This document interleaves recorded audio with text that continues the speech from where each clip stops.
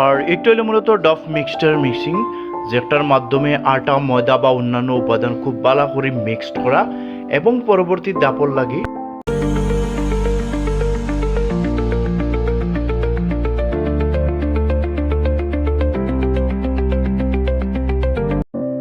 আসসালামু আলাইকুম ভিউয়ার্স, এই মুহূর্তে আমি আজকে ভিজিট করি আর একটা বিস্কুট ফ্যাক্টরি।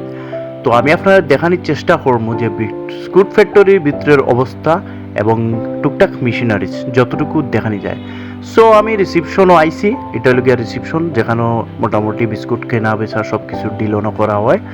তো তার লগে আমি আলাপ করিয়া তার পারমিশন লাগে, তো আমি ভিজিট করলাম, যেহেতু আমার পরিচিত মানুষও আসলা।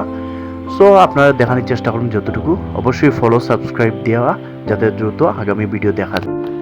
আর ফ্যাক্টরিটা দেখানোর উদ্দেশ্য হইল পাশাপাশি যাতে টেবিলও নাস্তার খরচটাও কিছুটা বাঁচে, এই পরামর্শটাও দিমু, বাকিটা আপনারা বিবেচনা করবা।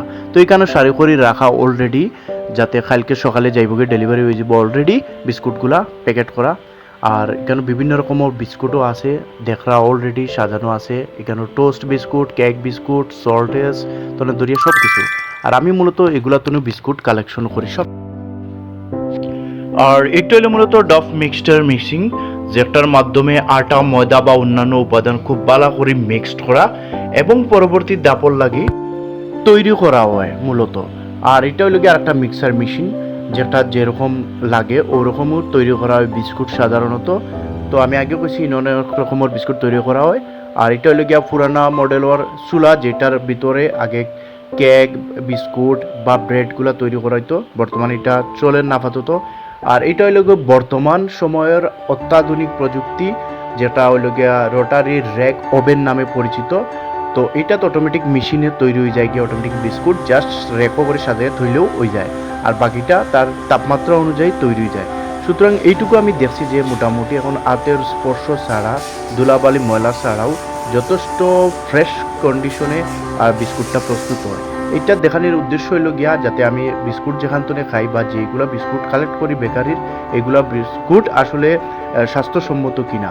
সো আমি যার কারণে ভিজিট করলাম, এবং আমি একটাও কইমু যে আপনারা চেষ্টা করবা যদি আশেপাশে বেকারি থাকে বেকারি তো বিস্কুট কালেক্ট করার, এতে করে আপনারা প্রাইসটাও অনেক কম হইব এবং আপনারা টাকাটা সাশ্রয় হইব এবং স্বাস্থ্যকর বিস্কুট টেবিল নাস্তাত আপনারা দেখতে পারবা। আরও প্যাকেট করা ওর অলরেডি এগুলো নেক্সট শিডিউলও যাইব গিয়া। আপনারা দেখার সারি সারি করে সাজানো হয়েছে এই বিস্কুটগুলা। প্রতিদিন মূলত তারা 1400-1500 কেজি বিস্কুট তৈরি করে। সো আমি আজকে গেছিলাম মূলত সল্টেস আর কেক বিস্কুট আনার, সল্টেস সাপ্লাই আসিল না। সো নর্মালি মূলত বিস্কুট যেগুলা বেকারির পাওয়া যায় এগুলাত মূলত 140 টনে 220 টাকা করে কেজি থাকে। আর বেকারি টনে নিলে আপনি 110 টাকা টনে পাইবা 100 টাকা বা 130 টাকা, যেগুলাত কমসে কম 40-50 টাকার সাশ্রয়। আর এই ভিডিওটা মূলত তারা লাগে যারা মূলত একসাথে অনেকগুলো বিস্কুট নেন কালেক্ট করুন তারা লাগে।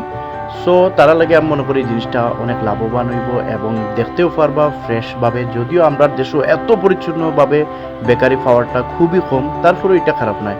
আর এই বেকারির নাম হলো লন্ডনী বেকারি। আর এটা ফোর্স হইল গিয়া আপনার লামাকাজি রোডও, অর্থাৎ টুকের বাজারের একটু সামনে গেলে হাতের বাম দিকে পাইবা।